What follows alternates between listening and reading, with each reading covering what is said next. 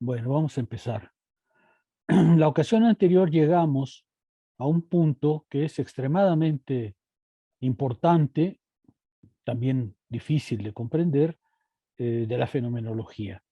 De manera que para mí en este momento es muy importante eh, ver qué quedó de la clase pasada, qué comprendieron de la clase pasada. Yair Moreno. Buen día. Buen día, Yair. Pues trataré de hacer un resumen porque son varios puntos, pero empezaré diciendo que regresamos un poco a esta definición de verdad como la unidad entre el progreso y la existencia de la cosa. Es decir, lo verdadero es aquello que no solo que existe, sino aquello que se une con ese progreso para llegar a lo que es.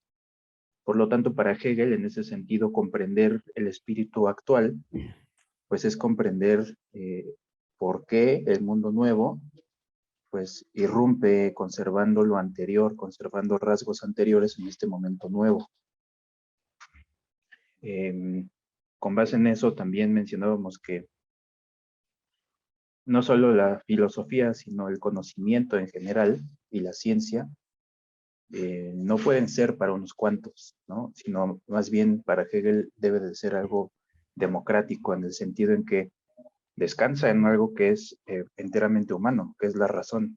Por lo tanto, para Hegel, si bien el conocimiento y la ciencia son democráticos, lo único que se requiere o el único requisito, digamos, la condición sine qua non para alcanzarlos es el esfuerzo de pensar, ¿no?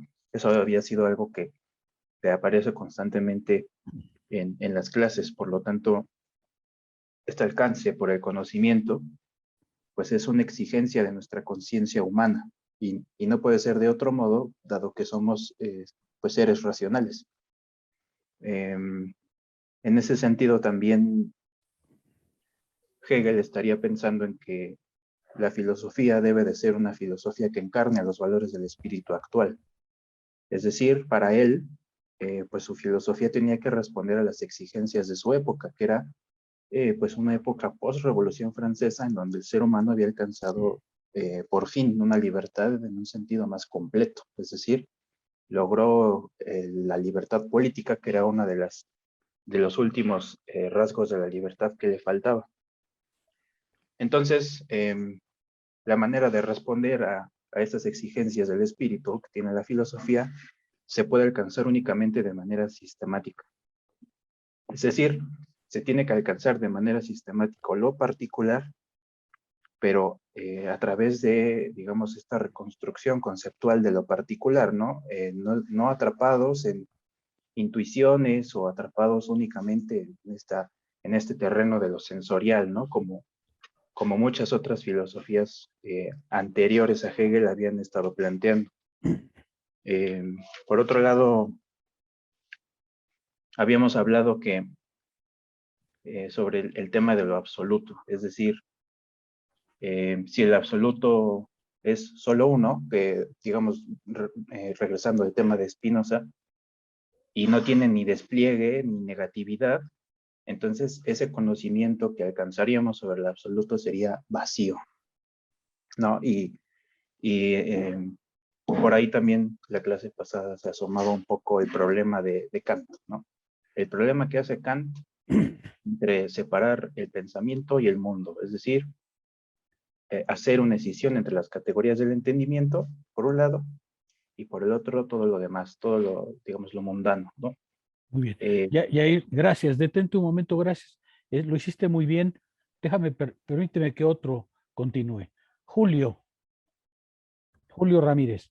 Sí, bueno, también la clase pasada, y fue una de las cosas en las que se centró usted demasiado o dio más énfasis, fue en que la verdad no solo se debe de comprender como sustancia, que es que bajo la definición quizá antigua sobre aquello sobre lo que nada se puede predicar, la esencia de la cosa, pero que no solo debe de comprenderse como sustancia, sino como un sujeto, y en este caso fue lo que yo mencionaba la clase pasada de que yo entendía por esta relación del espíritu como sustancia y como sujeto al espíritu autoconsciente, en cuanto se da cuenta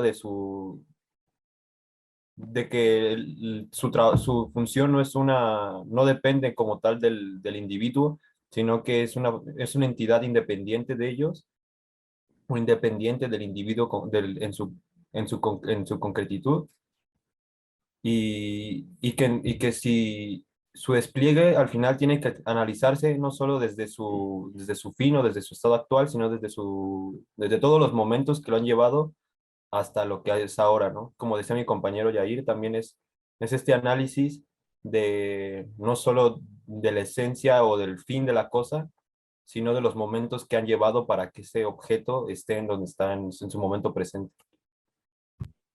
Muy bien, Julio. Montserrat. Buenos días, profesor. Buenos días, Montserrat.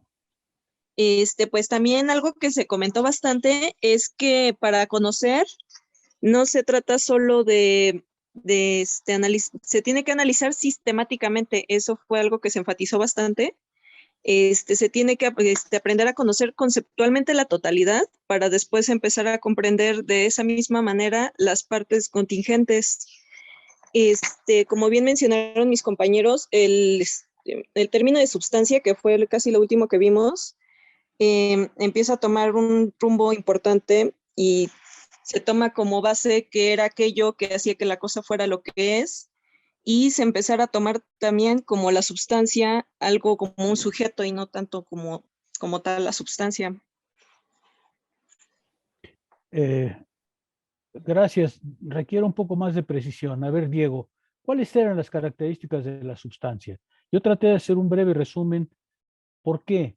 Porque la sustancia es uno de los términos más complejos de la filosofía, pero también más antiguos. Yo les decía que el término de sustancia es la traducción latina de la ausía griega, que tiene varios sentidos y que fue traducida tanto por el concepto de sustancia como por el concepto de esencia. ¿Pero qué es la sustancia, Diego? Sí, buenos días. Buenos días, Diego. Sí, es algo complicado, voy a tratar de decirlo lo más que se pueda. Pues partíamos quien nos decía que la sustancia, en primer término, es aquello por lo cual la cosa es lo que es, o sea, en esta parte aristotélica, que la cosa permanece en el ser, es en sí misma y no va a depender de otra cosa, como si fuera el primer motor, algo parecido, similar. Nos daba una segunda definición spinoziana de la totalidad, ¿no? En esta parte de que es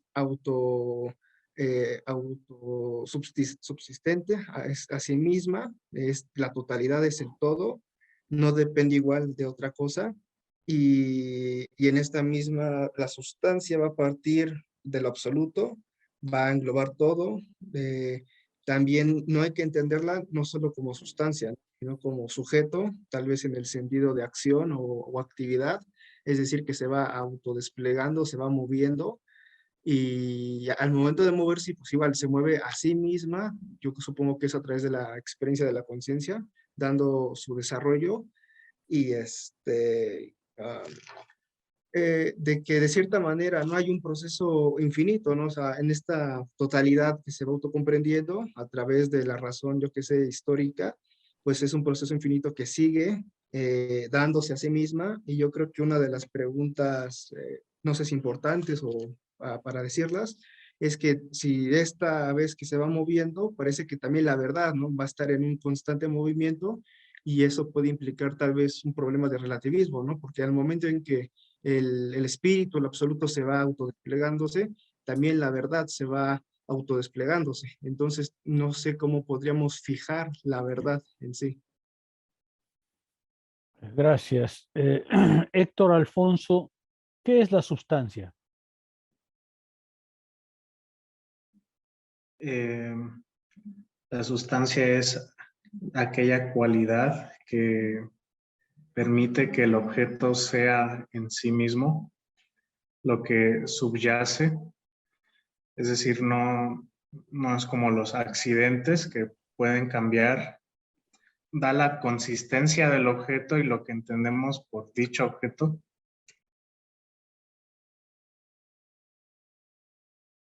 ¿Ya? Johan Ferrer, ¿qué es la sustancia?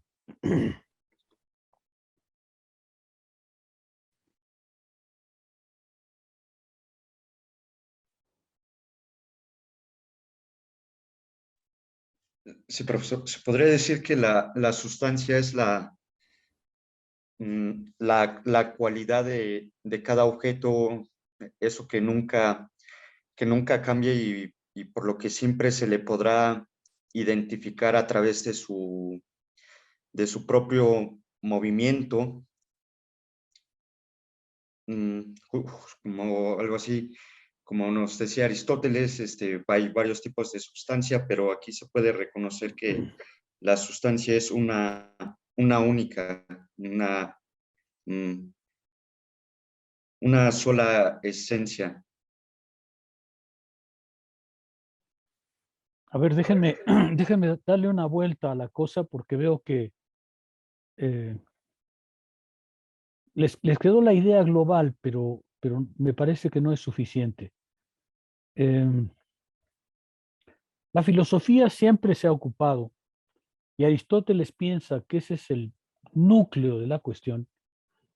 La filosofía siempre se ha ocupado de lo que las cosas son en su verdadera esencia, es decir, de lo que las cosas son en su efectiva definición. De hecho, Aristóteles llega a decir que si no comprendemos la esencia de las cosas, pues no podemos decir realmente nada de las cosas, porque las cosas inmediatas, finitas, cotidianas, todas ellas son móviles, cambiantes, transitorias, pasajeras. Y la filosofía no se ocupa de lo pasajero, sino de lo que permanece, de lo que hace que la cosa sea lo que es. Esa es la idea básica de usía.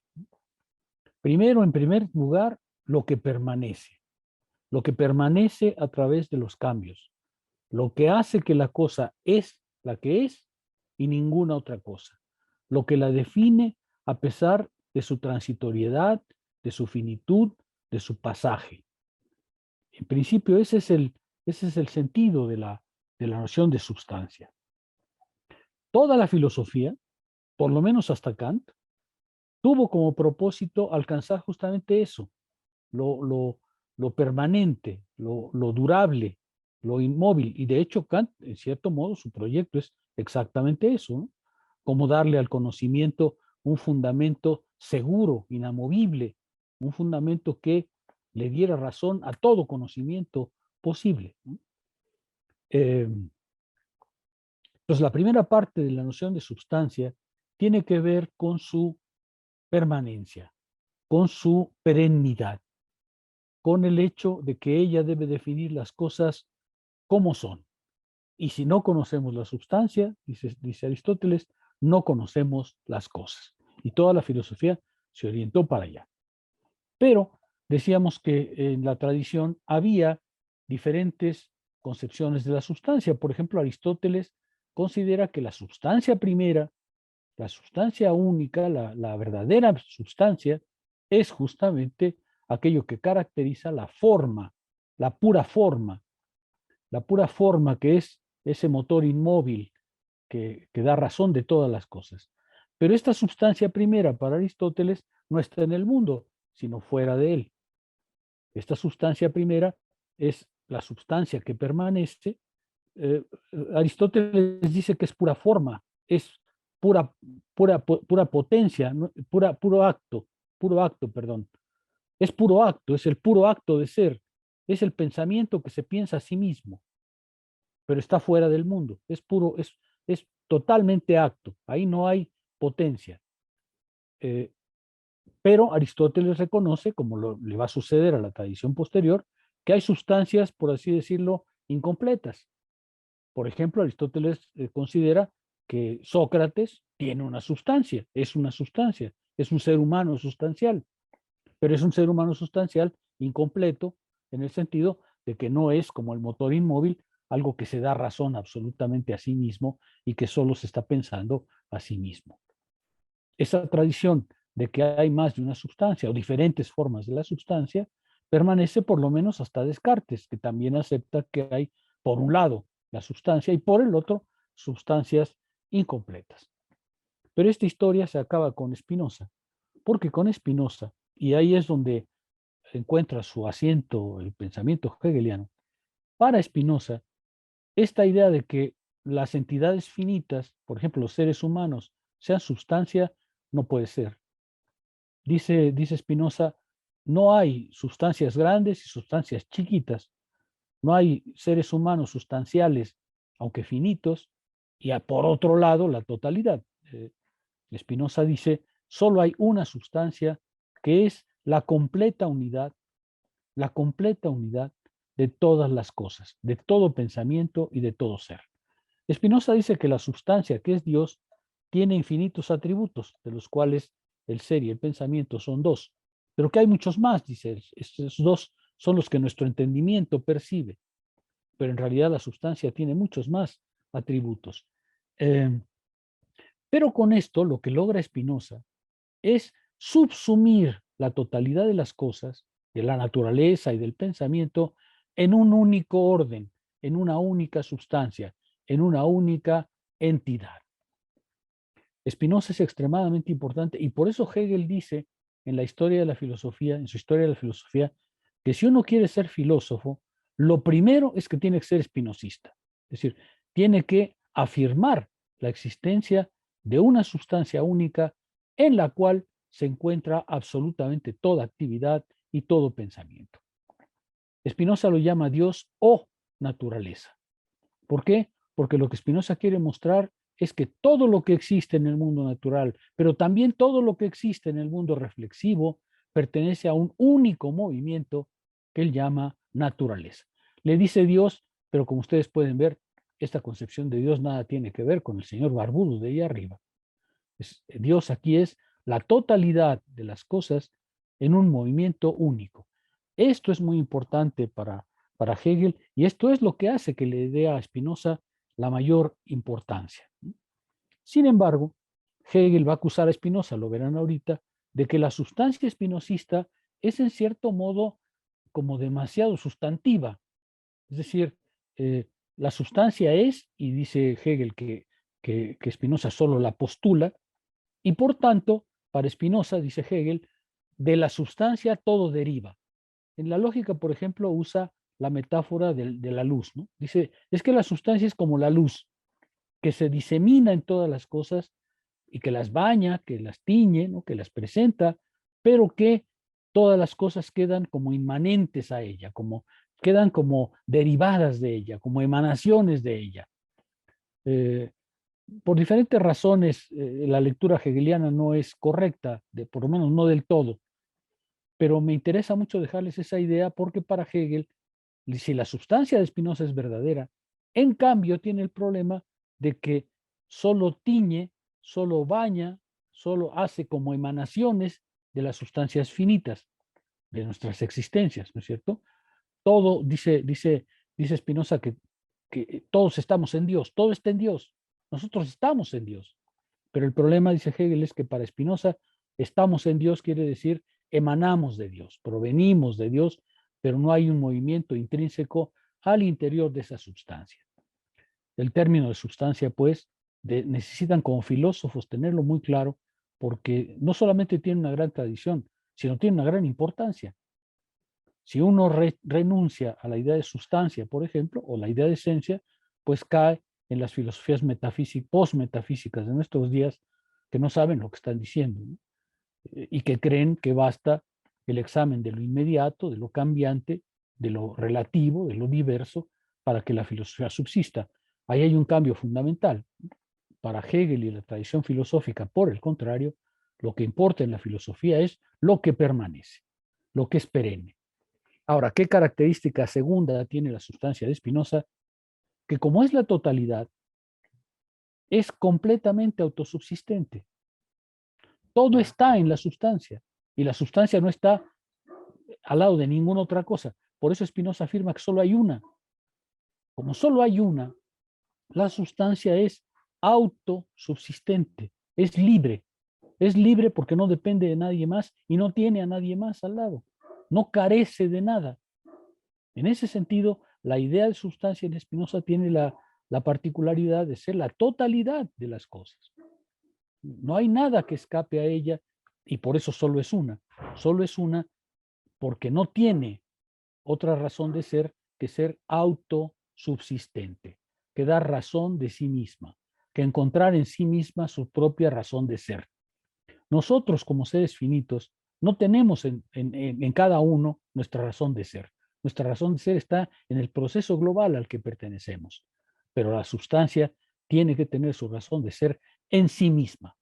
Entonces, esas dos son las características de la sustancia que me importa que tengan claras. Una, su permanencia. Dos, su autosubsistencia, su libertad. ¿Sí queda un poquito más claro? Ahora sí, había varias manos levantadas. André, uno de ellos eres tú, pero había también creo que Héctor Miguel y Yair. Sí, bueno, profesor, lo primero es una duda que me quedó respecto a la sustancia en Spinoza y en Hegel, su diferencia, ¿no? Bueno, justo en la clase anterior Sí, pero esa duda es gigantesca, André. Sí, quiero solo tocar un punto bien específico. Justo en la clase pasada, algo que mencioné es esto. A ver, es el todo que se mueve a sí mismo, la sustancia, ¿no? Que encuentra su dinámica en sí mismo. Y justamente aquí es donde Hegel se separa de Spinoza. Entonces me causa curiosidad, ¿no? Porque lo que no me queda muy claro es que, bueno, yo de alguna forma relacionaba la autosubsistencia con el movimiento, ¿no? La libertad con el movimiento. Pero en todo caso, ¿en qué sentido o de qué forma concibe de Hegel esta dinámica que lo hace de alguna forma distanciarse de Spinoza, ¿no? Eso me gustaría tener un poco más en claro. Y lo segundo es que me parece, bueno, de manera ya más intuitiva, ¿no? Algo en lo que me parece que Hegel se diferenciaría de Spinoza es que en Hegel lo absoluto es resultado, ¿no? O sea, es una totalidad que se autodiferencia y también se autoconstruye, se autoproduce, ¿no? ¿Usted consideraría que eso también sería una diferencia entre Hegel y Spinoza? Esas son mis dos dudas. Sí, de hecho esa es la diferencia, ¿no? Esa es la diferencia. El hecho de que sea resultado. Seguramente hoy, esta parte a la que estamos entrando, les decía la ocasión anterior, es muy importante para comprender a Hegel. Seguramente en el curso de la sesión de hoy te quedará un poco más clara esa diferencia, pero desde luego lo que apuntas es real. En el caso de Hegel, la sustancia es resultado demostrativo, ¿eh? La sustancia está lógicamente antes de nosotros, pero para comprenderla necesitamos verla como resultado. La sustancia es, vamos a decirlo así, lógicamente primera, pero desde el punto de vista metodológico y filosófico es resultado. Pero ahorita hablaré un poco de eso, ¿no? Ahorita hablaré un poco de eso. ¿Por qué? Porque para Hegel es muy importante remontar a la conciencia individual hasta esa entidad. Por eso es resultado, ¿no? Pero tienes razón, tienes razón. Héctor. Ah, sí, justamente ello, ¿no? Lo que es la sustancia. Cuando Hegel dice que podemos captar justamente la verdad, se está refiriendo a que podemos entender la sustancialidad de lo que está sucediendo en la realidad. Es decir, por ejemplo, la sustancia como aquello que es inmanente a todo cambio que pueda ir sucediendo, pues estos cambios en apariencia podrían presentarse, como se presentan como fenómenos, ¿no? Cambios en la realidad que fenoménicamente podrían incluso parecerse disociados o no tener conexión entre sí o una secuencia lógica, pero sin embargo te dice Hegel, cuando tú estudias lo que es el devenir humano, pues hay una verdad, es el espíritu o es el espíritu humano, el espíritu desarrollándose, ¿no? En cambio, como podría ser lo que fue la lucha contra el absolutismo hacia la construcción del Estado moderno, pues te dice Hegel, justamente ahí, en el terreno de lo real, hay un autodesarrollo del espíritu, ha habido un cambio, justamente se llega a ello. En apariencia, pues podrían parecer como fenómenos diferentes o fenómenos muy diferentes, pero captando la realidad, pues hay una secuencia lógica en la historia, ¿no? Este autodesarrollo de lo que es el espíritu. Y eso es lo que va diciendo Hegel con cuando dice que se puede captar lo que es la verdad o podemos entender lo que es real, independiente del fenómeno, hay la verdad en el desarrollo del espíritu. Me va quedando esa duda ahí, sí, se podría considerar así. Muy bien, Héctor. Diego. Igual de la sustancia, parece ser que tiene que ser importante esta parte de la diferencia, lo que la hace que sea. Por ejemplo, en esta parte de la fenomenología donde dice Hegel que cuando cae la noche todos los gatos son pardos, pareciera, ¿no? Que también, si no se, no solo diversifica, ¿no? Sino que aparte se diferencia y también a la vez se unifica. Tenemos que ver cómo no aparentar lo que no puede ser, ¿no? En este caso los pardos y los gatos tienen su esencia, tienen su diferencia, pero si los cubrimos de una sola cosa, va a caer en un absurdo, ¿no? En una misma cosa que no es. Entonces sí sería importante ver cómo lo absoluto y también cada cosa se diferencia y se unifica de cada cosa. Así es. Alfonso. Entonces, doctor, buenas tardes. ¿Podríamos entender esta sustancia de la que habla Hegel como la materia en sí? Es decir, vamos, voy a poner este ejemplo, una torta es una torta, pero la sustancia son aquellas cosas que la componen para hacer una torta, ¿cierto? No, no, no, no, no. No va por ahí, Jair. Digo, no va por ahí, Alfonso. No va por ahí para nada, para nada, para nada. En algún momento, en la metafísica de Aristóteles, se podía decir que quizá la sustancia de todas las cosas era su materia, pero no, Aristóteles lo desecha muy rápidamente. No, la sustancia no es la materia. La sustancia no es la materia, la sustancia es lo que hace que una cosa sea lo que es. Una torta es una torta no porque tenga jamón, no porque tenga jitomate, no porque tenga una telera, no. La torta es una torta por otras condiciones, aunque estén incluidas todas estas, ¿no? No, pero no es por ahí, Alfonso, no va por ahí. Yair. Algo que me llama o que me llamó la atención en la clase anterior es que en Hegel hay una unión entre Spinoza y Heráclito, ¿no? Es que esta sustancia, si entiendo bien, para Hegel, tanto como para Spinoza, es una totalidad a partir de la cual comprendemos la esencia de las cosas. Así es. Pero donde se introduce Heráclito, me parece es que esta sustancia no es estática o pasiva, sino más bien es un movimiento y es como algo que retorna a sí mismo, ¿no? Que se autodespliega, pues como en una especie de proceso infinito, ¿no? Así en donde se da a sí misma como la razón, su propia razón de ser. Y recuerdo que había como algo así como una verdad más alta, ¿no? Y esa es precisamente donde se introduce Heráclito, que es el permanente movimiento de esta totalidad, ¿no? Es todo que fluye de manera constante. Así es. Entonces, bueno, solo quería agregar eso y avisarle que la compañera Sara Carreto me comentó que no podría estar en la clase de hoy por cuestiones de trabajo. Ya, bueno, vamos a avanzar si les parece bien en el texto. El siguiente párrafo me voy a detener un poco en él porque André está muy inquieto con la relación Hegel-Spinoza. Y el siguiente párrafo lo dedica justamente a eso, ¿no? Dice Hegel en la primera parte, hay que hacer notar que en la sustancialidad implica tanto lo universal o la inmediatez del saber, es decir, lo pensado, ¿no es cierto?, como aquello que es para el saber, es decir, el ser o la inmediatez. Es decir, en la sustancialidad está lo mismo que en Spinoza, todo pensamiento y todo ser. Bueno, y luego dice, si al concebir a Dios como sustancia indignó a una época, está pensando en Spinoza, porque cuando Spinoza produce, como ustedes saben, Spinoza produce la ética, pero no la publica, porque su concepción de Dios y de la naturaleza ya lo habían exiliado de la comunidad judía. Si además publica que Dios es lo mismo que la naturaleza, solo Dios que hubiera pasado, ¿no? El caso es que la sustancia de Spinoza no es dada a la luz porque Spinoza considera que las condiciones no están dadas para que eso se publique, la ética se publica después. Indignó a una época, dice Hegel, en parte por el instinto de que dicha concepción, la conciencia de sí desaparecería en vez de mantenerse. Es decir, ¿por qué indignó Spinoza a la humanidad? porque al establecer la sustancia no solamente naturalizó a Dios, sino que al poner a Dios como sustancia total, hacía que los seres finitos que somos nosotros, en lugar de mantenerse, desapareciéramos. Esa es la lectura que hace Hegel de Spinoza, ¿no?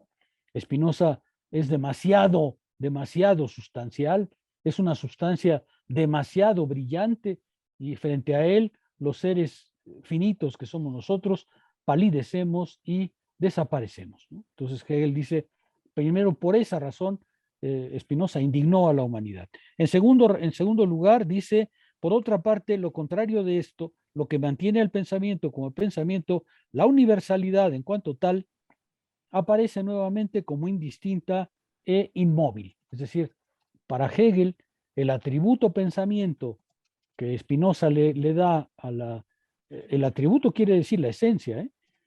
La esencia de la sustancia para Spinoza, que es el pensamiento, de todas maneras, dice Hegel, aparece como inmóvil. No se ve como el pensamiento se despliega al interior de la sustancia. Es una acusación similar a la primera, ¿no? La primera era, la sustancia de Spinoza es demasiado Dios, digamos, para los espíritus chiquititos que somos nosotros, ¿no? Es un Dios opresivo. Por eso es que a veces Hegel acusa a Spinoza de ser demasiado judío, ¿no? Porque dices que tiene una concepción de Dios verdadera, pero demasiado opresiva. Y entonces, claro, por un lado las existencias finitas se minimizan. Por el otro lado, dice, el pensamiento no se ve cómo se despliega al interior de esa sustancia. Dice, y en tercer lugar, el pensamiento unifica el ser de la sustancia consigo mismo y capta la inmediatez o la intuición como pensamiento. Es decir, Spinoza sí que unifica al ser y el pensamiento, pero, dice Hegel, todavía cabe ver si esta intuición intelectual no recae de nuevo en la simplicidad inerte y presenta la realidad misma de un modo irreal. Es decir, Spinoza sí unifica ser y pensamiento, dice Hegel, pero los unifica de tal manera que no se ve el movimiento entre ellos. No basta decir ser y pensamiento son unidos, hay que mostrar la manera en que se realiza esta unidad, hay que mostrar la forma en que estos dos atributos tienen efectivamente un movimiento vinculante entre sí. La tesis de Spinoza, como ustedes recuerdan, es que hay un paralelismo. No todos los espinosistas están de acuerdo, pero que hay un paralelismo entre ser y pensamiento. Para Spinoza, ser y pensamiento son dos atributos de Dios, de la naturaleza, y corren por vías paralelas, corren por vías idénticas, ¿no? Porque son justamente parte de la naturaleza. Hegel dice, no basta presentar esa unidad, hay que mostrarla, hay que mostrar su despliegue, hay que mostrar no solamente su unidad, sino la manera en que esa unidad se logra. Bueno, todo esto fue por André, punto por ahora, ¿ok? Pasamos a Hegel. La sustancia viva es además, aquí ya es Hegel ya, la sustancia viva es además el ser que es en verdad sujeto, o lo que tanto vale, que es en verdad real. La sustancia es lo activo, lo que se activa, lo que produce, lo que es real, es decir, lo que es manifiesto. La sustancia viva no está, como en el caso de Aristóteles, en el más allá, está presente, es lo más real. Ciertamente, cuando hablamos de sustancia, parece que estamos hablando de un término extremadamente abstracto que solo Dios sabe dónde se encuentra. La afirmación hegeliana es, la sustancia es lo más real, lo que está presente en todas las cosas. Es el proceso que hace que todas las cosas sean las que son y por tanto está en ellas. No como emanación, como en el caso de Spinoza, sino como producción, como autoproducción. Es en verdad real, pero solo en cuanto es el movimiento del ponerse a sí misma o la mediación de su devenir otro consigo misma. Aquí ya empieza a ver, se empieza a ver el rasgo propiamente hegeliano. Devenir otro consigo misma. Es decir, Hegel dice la sustancia es sujeto porque en su movimiento la sustancia al interior de sí se escinde, se separa, se diferencia de sí misma y esa diferenciación consigo misma hace que se presente en la existencia y que vuelva así. A ver, déjame expresarlo de manera quizá un poco más intuitiva. Yo les decía que podemos por ahora utilizar el término espíritu. Tomemos, no se vayan a confundirlo, lo hago por razones de ejemplo. Tomemos algo que se llamaría el espíritu mexicano. El espíritu mexicano, por decirlo así, por favor vean que estoy un poco reduciendo la cosa, por motivos pedagógicos. ¿El espíritu mexicano está presente en cada uno de nosotros?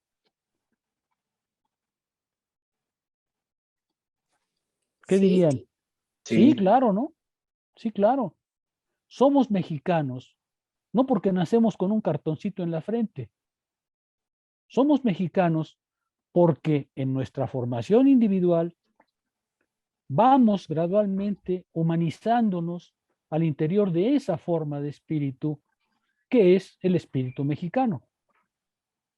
Nos habituamos a ciertas cosas, amamos a cierta gente, odiamos a los gringos. Todo eso hace que nosotros seamos parte del espíritu mexicano.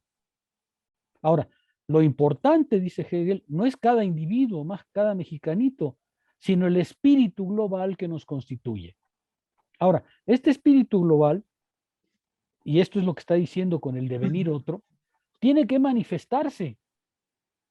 No habría mexicanidad si no hay mexicanitos. Cada vez que nace un individuo y se forma al interior del espíritu mexicano, el espíritu mexicano se está exteriorizando, se está manifestando, se está presentando en la existencia.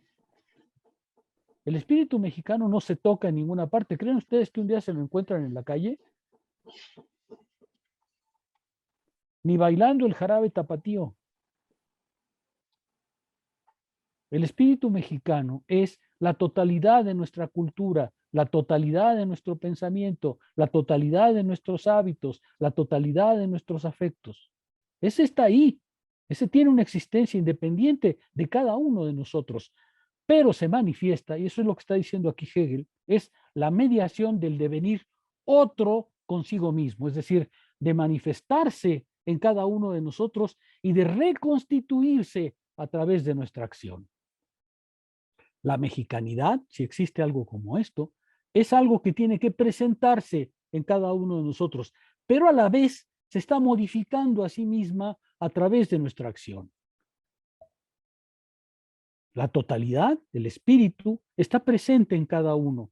Y cuando está presente en cada uno, se manifiesta, se exterioriza, se diferencia al interior de sí misma. Al interior de sí misma, porque ella no requiere ninguna otra cosa.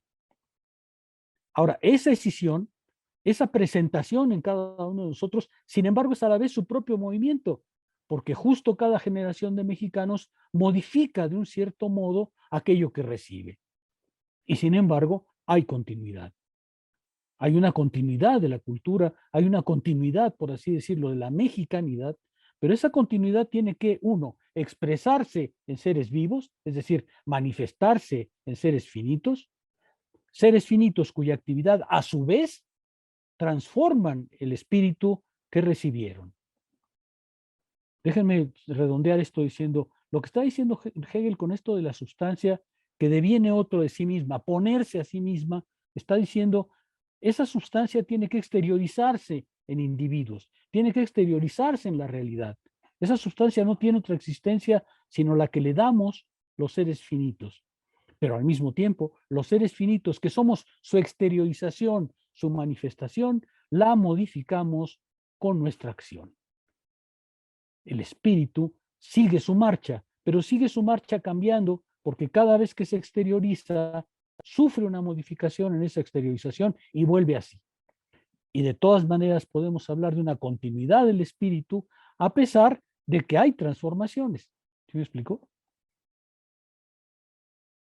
¿Estoy siendo claro o no del todo? Estoy haciendo un esfuerzo por ser claro, pero ustedes me dirán si es así o no. Sí, profesor. Bueno, voy a avanzar y el ejemplo no es muy feliz, lo reconozco, pero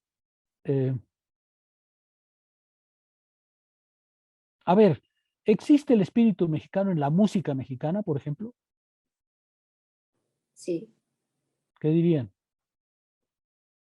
Sí, profesor. Él dice que sí, pero claro que sí, ¿no es cierto?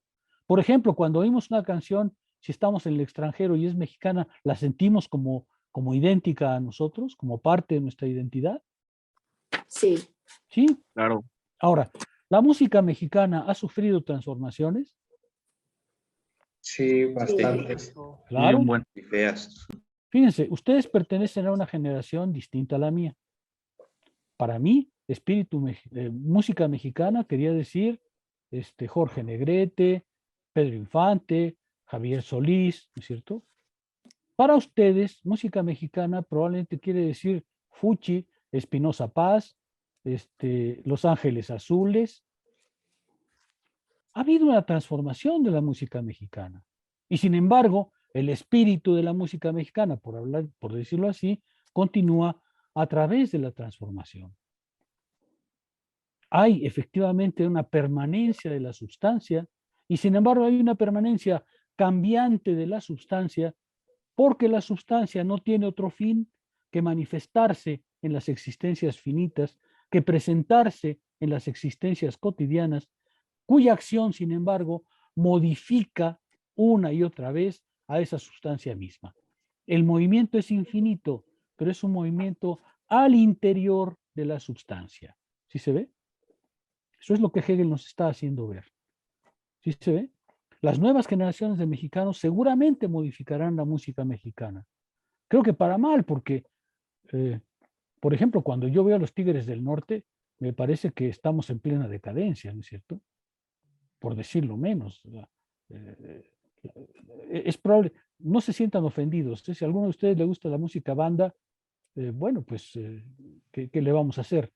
Pero desde mi perspectiva de más viejo, es una calamidad. O sea, ¿cómo podemos haber llegado a semejante cosa, ¿no? Y sin embargo, efectivamente, el espíritu mexicano, llamémoslo así, estoy un poco bromeando y haciendo analogías, ¿eh? No se confundan. Cuando Hegel dice sustancias, dice la totalidad.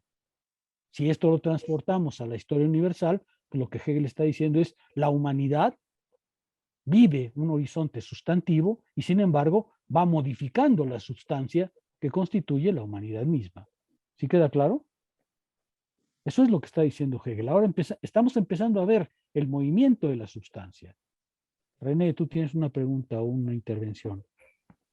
Sí, profesor, yo quería hacer una intervención con lo que usted ha comentado y más o menos irlo relacionando un poquito con lo que escribió la clase pasada. De modo que hasta este momento yo comprendo que el sujeto es sustancia única en acción. De modo que la mexicanidad ha encarnado en la totalidad. La totalidad hace lo real porque se piensa. De modo que lo verdadero es la totalidad que retorna separándose de lo real, pero volviendo así. La mexicanidad ha irrumpido, pero está todavía en su simplicidad. Sin embargo, la simplicidad contiene todos los momentos de su experiencia. No, no. Sí, no sigas, René, no va por ahí. No va por ahí, no va por ahí.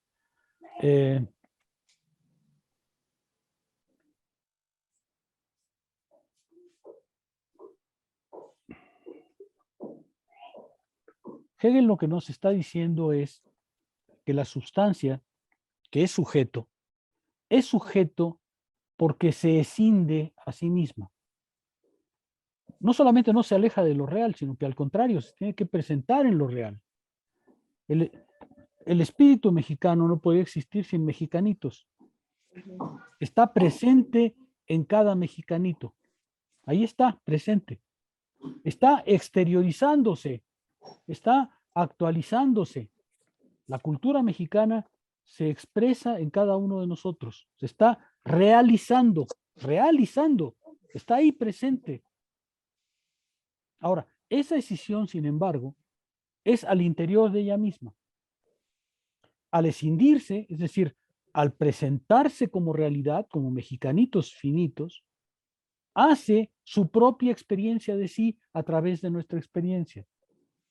Y por tanto, se restaura, pero se restaura modificada, se restaura transformada. Ese es el movimiento que está presentando. Ya no está en su simplicidad. justamente porque se autodiferencia, ha perdido esa simplicidad de origen. Si la sustancia de Spinoza es una sustancia de la cual emanamos, la sustancia de Hegel es una sustancia que nos produce y producimos. Somos a la vez producto y productores. Somos la manera en que la sustancia se manifiesta y la manera en que la sustancia hace su propia experiencia de sí y se transforma. ¿Sí? Esa es la manera más precisa de decirlo, René. No es que se aleje de lo real, al contrario, nos acaba de decir Hegel, la sustancia es lo más real. ¿Por qué? Porque tiñe, manifiesta, expresa cada existencia finita. En cada existencia finita y está. En cada existencia finita está presente. ¿Sí? Solo que, además de su existencia finita, tiene un movimiento global que no cesa. ¿Queda un poco más claro? A ver, hay varias manos levantadas. André. Sí, profesor. Me surgió una duda respecto justamente a lo que comentaba el compañero, porque me parece que lo que él estaba definiendo como sustancia más bien sería el concepto, o al menos el concepto de este todo simple, ¿no? Justamente me parece que antes de esta sección de la sustancia, ¿no? En todo caso, ¿cuál sería la relación entre concepto y sustancia en Hegel? Uy, es una relación totalmente distinta. A ver.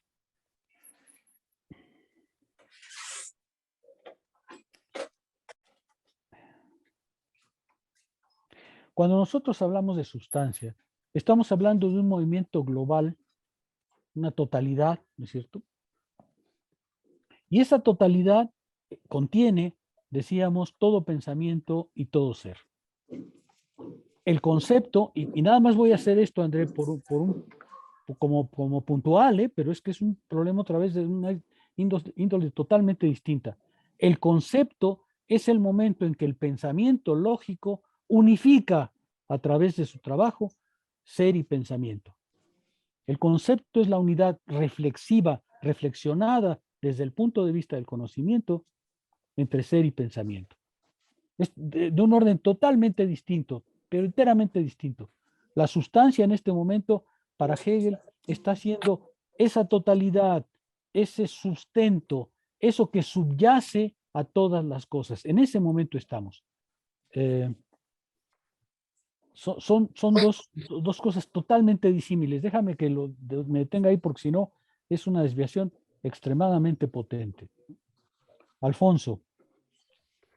Gracias, doctor. ¿Podríamos entender entonces a la sustancia de Hegel como a la historia, digo, en este sentido de la humanidad como seres finitos, a la historia de la humanidad, ya que se presenta, pero a la vez tiene una experiencia previa, pero va evolucionando?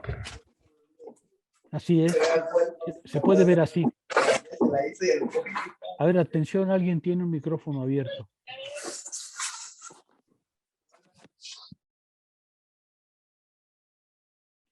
Sí, sí se puede ver así como historia. Déjenme avanzar para ver si lo logro clarificar sobre el texto.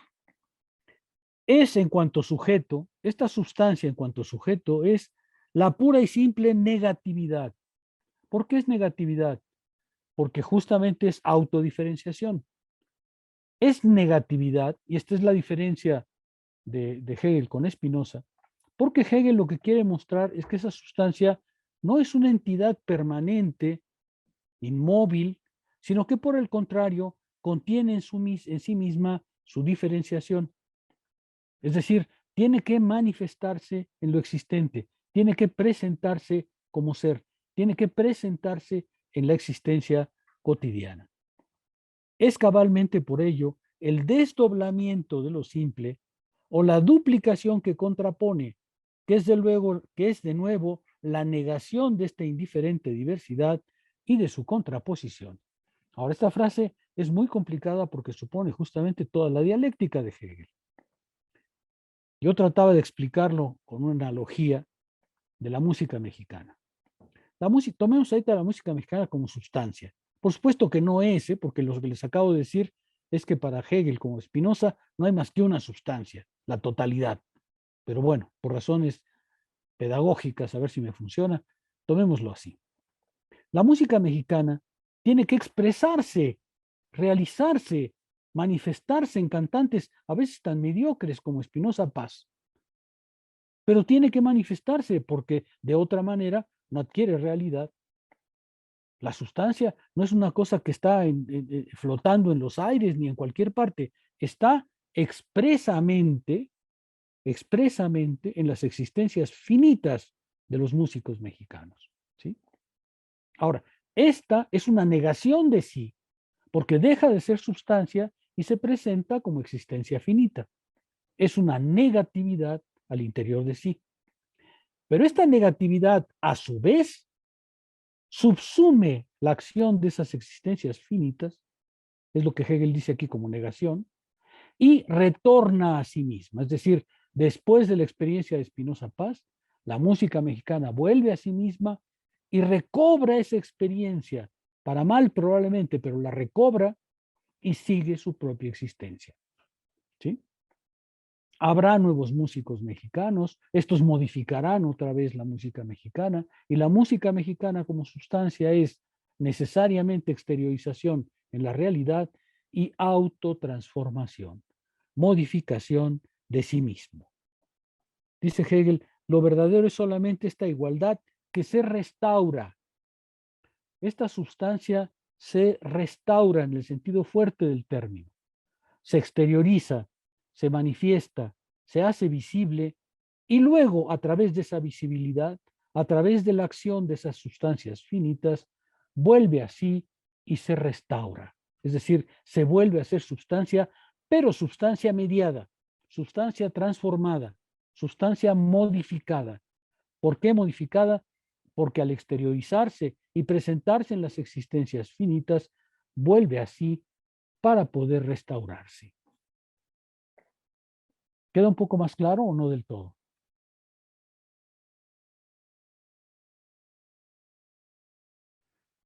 La sustancia como espíritu puede ser entendida desde esa perspectiva, por ejemplo, también como educación. Para que el espíritu mexicano, para que la mexicanidad se reproduzca, es preciso que las existencias finitas de los mexicanitos sean educadas. Es decir, que cada bebé que nace en este país empiece el proceso de humanización, literalmente, de humanización que lo va a hacer que se reconozca como participante de esa sustancia. ¿Sí? Es decir, necesitamos educar a las jóvenes generaciones en lo que la sustancia nacional es, en lo que nuestra concepción de país y de sociedad es. Necesitamos educar a los jóvenes. Es decir, la sustancia necesita exteriorizarse, manifestarse, hacerse patente, expresarse en individuos educados bajo esa concepción sustantiva. Pero estos van a modificar a su vez lo que los creó. La educación mexicana va cambiando porque las nuevas generaciones están teniendo nuevas exigencias, nuevos alcances, nuevas posibilidades. La sustancia, la cultura nacional, se exterioriza en los individuos, se presenta ahí, los forma, los constituye, pero a su vez, estos en su acción la modifican. Y por tanto, hay que decir, la sustancia se restaura. Su movimiento no es otra cosa que su propia escisión y su vuelta así restaurada. Seguramente la educación en México tiene una historia y la seguirá teniendo. Seguirá siendo la sustancia educación, pero será una sustancia que cada vez se transforma a través del pasaje por su otro. Su otro somos nosotros, las existencias finitas. ¿Sí? ¿Sí queda un poco más claro? A ver, Hegel quiere justamente, a ver si logro redondear esto, porque no estoy seguro de qué tan claro está quedando.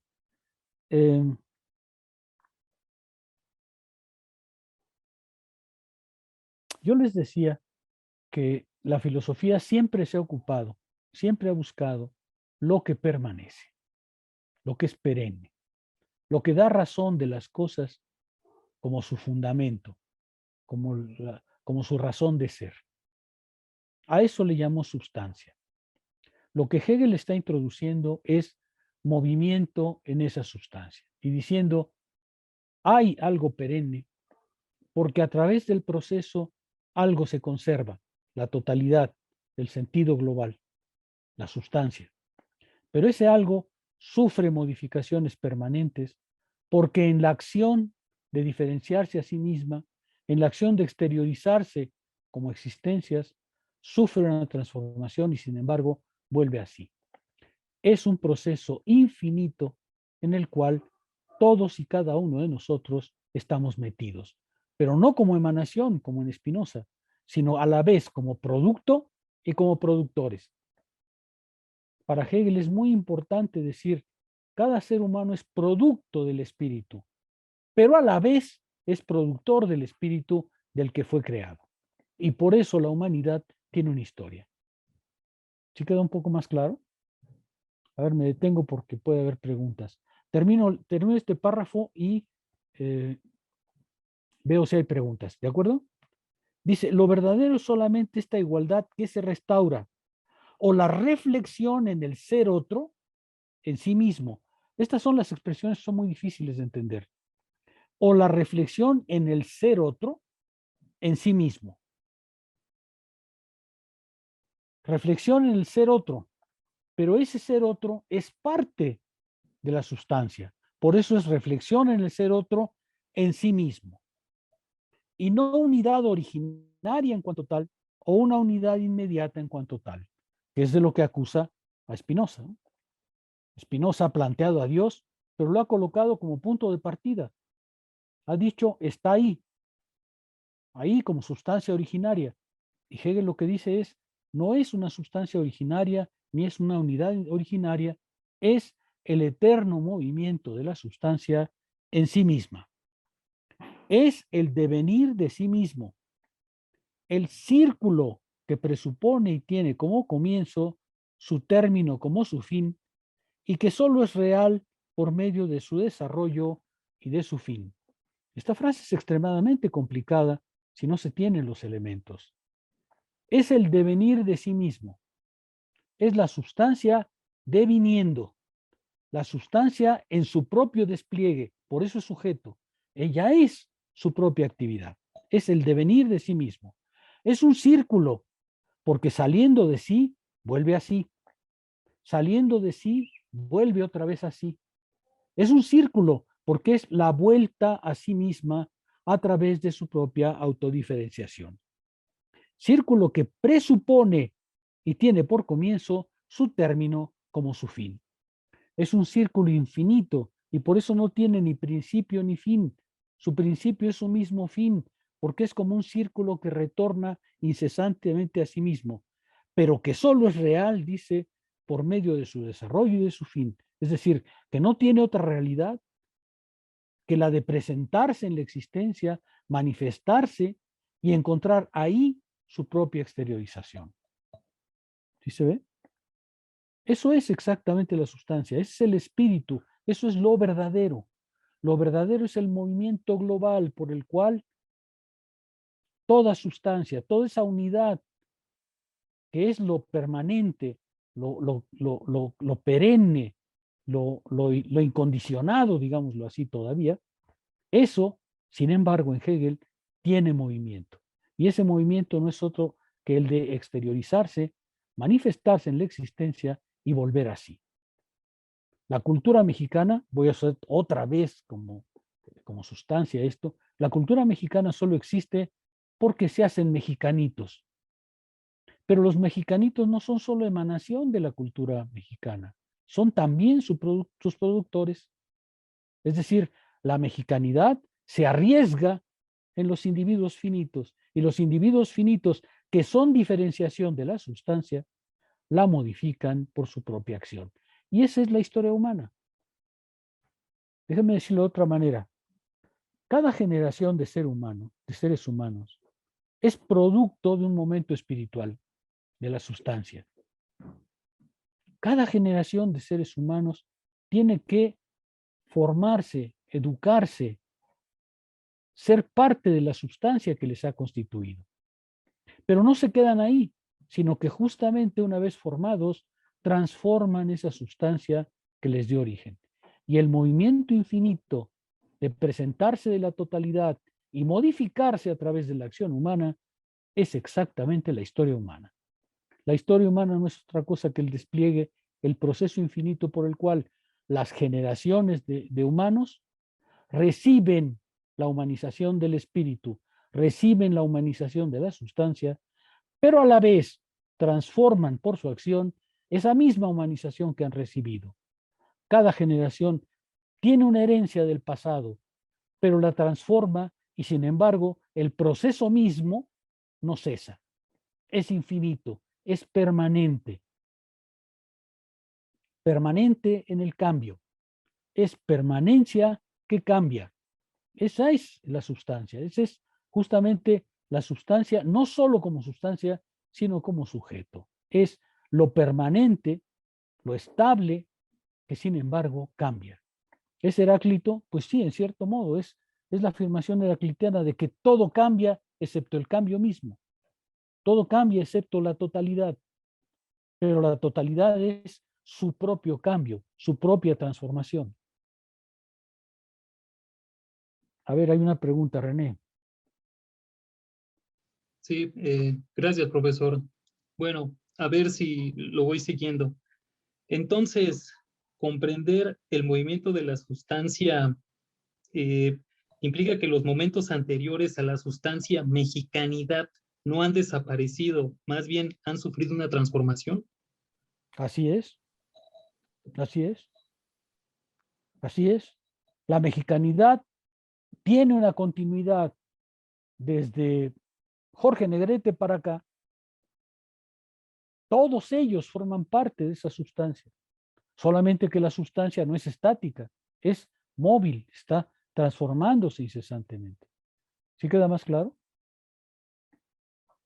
Sí, profesor, gracias. Alfonso. Gracias, doctor. Entonces, sustancia y espíritu es lo mismo, pero digamos que la historia es la representación visible de esta sustancia. A ver, sustancia y espíritu no son lo mismo. Yo los uso para ejemplificar. Sustancia es una categoría filosófica en el sentido de que quiere ser el concepto de lo que permanece. ¿Sí? Esa es una categoría filosófica. El espíritu es sin duda, una manifestación sustancial. ¿Sí? Y Hegel diría, sí, el espíritu es aquello que, ¿se acuerdan que la primera definición que dimos de espíritu en la primera clase es aquello que el ser humano, como ser humano, ha producido? El espíritu no es otra cosa que la acción del ser humano en el mundo y lo que ello conlleva práctica y teóricamente. Ese es el espíritu. El concepto de espíritu está más cerca de historia, del concepto de historia, que el de sustancia. El de sustancia es un concepto filosófico que permite pensar aquello que es permanente, que da razón de ser de las cosas, aquello que es fundamento de todo lo que es, ¿sí?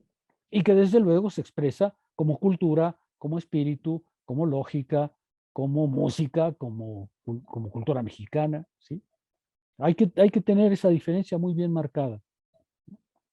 El espíritu no es la sustancia es un concepto filosófico que permite pensar esa unidad que produce toda la finitud y se transforma a través de la finitud. Diego. Sí, profesor. Bueno, tal vez mi pregunta sea más ontológica, en cierto sentido de que ¿por qué y para qué está la sustancia, no? En este caso, para dar un ejemplo ilustrativo, me recuerda de cierta manera a la voluntad en Schopenhauer, ¿no? Que dice, pues la voluntad es simplemente irracional, o sea, digamos que su razón es ser irracional y simple está como voluntad de vivir, ¿no?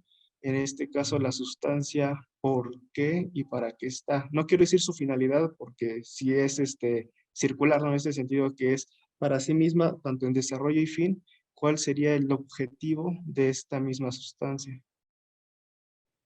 A ver, es que no han meditado entonces. Yo les decía que la sustancia está ahí porque la filosofía desde Aristóteles para acá ha llegado a la convicción de que las existencias finitas no son autosubsistentes y que hay que encontrarles un fundamento, una razón de ser. ¿Por qué está la sustancia? Porque si tú quieres comprender las existencias finitas, tienes que ser remitido a un proceso mucho más global que las constituye. La sustancia no es una invención de filósofos, no es una creación salida de las mentes meramente filosóficas. La sustancia es una necesidad lógica porque cuando empiezas a pensar las existencias finitas, te ves llevado necesariamente a algo más allá de ellas mismas, a algo que les da razón de ser, a algo que les da fundamento, a eso que es su esencia. Cuando yo introduje el término de sustancia, insistí justamente en eso. Es la esencia de las cosas, es aquello que el pensamiento necesita construir para comprender por qué la cosa es como es. La sustancia es una necesidad lógica, no tiene una finalidad, si por eso entendemos un objetivo, no. La filosofía siempre ha dicho, para comprender las cosas hay que superar su inmediatez, porque en su inmediatez las cosas son cambiantes, variables, móviles, y tú necesitas encontrar algo perenne, algo que los hace ser lo que es. Bueno, pues esa es la sustancia. La sustancia es una exigencia lógica del conocimiento. Es una exigencia del conocimiento para poder dar cuenta de la finitud y de la particularidad. Toda la historia de la filosofía está teñida justamente de esa afirmación. Cuando Sócrates le dice a sus dialogantes, oye, ¿qué es la belleza? No me digas que la belleza es Niurka o que la belleza es, ¿cómo se llama? Salma Hayek. No. A mí dime qué es lo que es la belleza, lo permanente, lo durable, la esencia de la cosa. Claro que esa esencia se tiene que manifestar en Salma Hayek, pero como esencia es una necesidad lógica para poder comprender el concepto mismo de la cosa. ¿Sí queda más claro? Sí, profesor, ya me queda más claro. Es de un orden totalmente distinto a lo de Schopenhauer. Nada tiene que ver con eso. Nada tiene que ver con eso. Esta es la sustancia, y por eso la importancia de comprender qué es la sustancia filosóficamente. La sustancia no es otra cosa que la búsqueda filosófica de lo incondicionado, es decir, de lo permanente, es decir, del conocimiento. ¿Sí queda un poco más claro?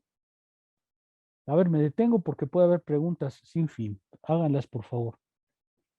Está resultando muy difícil la exposición, pero tengo la obligación de llevar adelante esto. A ver, comentarios, preguntas, sin timidez.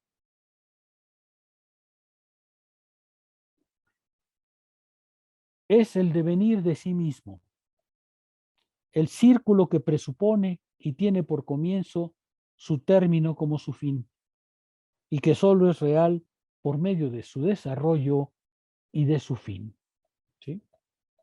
Si nosotros tomamos ahorita como equivalente de la sustancia la historia humana, como lo sugiere Alfonso, pues lo que Hegel está diciendo es la historia humana como sustancia tiene que realizarse en los seres humanos, en los pueblos, en las sociedades, en las comunidades, ¿no es cierto? Hay una humanidad sustantiva, hay una sustancia humanidad que se arriesga en cada pueblo, en cada sociedad, en cada cultura. Se exterioriza, se manifiesta en eso, por eso somos seres humanos. Pero cada generación de seres humanos, al mismo tiempo que es producto de la sustancia, es a la vez productora por su propia acción de esa misma sustancia. La humanidad como totalidad, como sustancia, se va moviendo a través de la acción de las distintas generaciones que son el movimiento intrínseco, la negatividad intrínseca de la totalidad. Hegel está diciéndonos, así es como puede comprenderse la historia humana global y cualquier cultura en particular. ¿Sí queda un poco más claro o no del todo? Esta parte les decía que es muy áspera de Hegel, porque está en realidad diciéndonos qué es su filosofía, ¿A qué nos invita?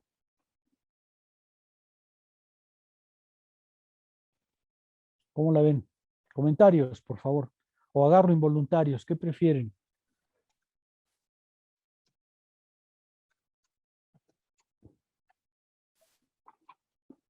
¿Qué prefieren? Bueno, sí, sí, pues justamente, también retomaría este aspecto del arte como poiesis, como señalaba Platón, ¿no?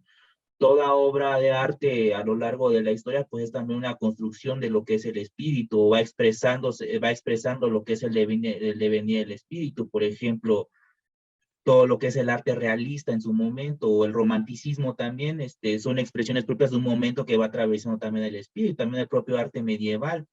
Cómo se va autodesarrollando el espíritu a lo largo de la historia, pues se va a expresar en diferentes expresiones artísticas u obras literarias, incluso también la propia filosofía, ¿no? Todo ello, pues si se realiza en su contexto, Hegel si algo permite es historizar y que contextualizar, pues permite comprender ahí también que el autodesarrollo del espíritu y cómo se va expresando en los actos humanos, en las construcciones humanas, en la construcción propia del espíritu en este caso. Yair. Este tema de la sustancia como necesidad lógica me parece un punto muy importante aquí en Hegel, porque me parece que la sustancia no podría ser de otro modo, en el sentido en que si prescindimos de esta necesidad lógica, estaríamos cayendo en psicologismos, ¿no? Como el de Locke, por ejemplo, de pensar que las esencias son como una cosa que está ahí en la cabeza del ser humano y que las usa únicamente para ordenar el mundo o algo así, ¿no? Entonces, sí, yo creo que este es un punto como muy fundamental en ese sentido, ¿no? De que Hegel está recuperando una categoría que viene desde la antigüedad y que le está dando, digamos, el eje, ¿no? A su filosofía en ese sentido. Entonces, parece que a mí ya me va quedando un poquito más claro ahí. Sí, déjenme darle una vuelta por otro lado.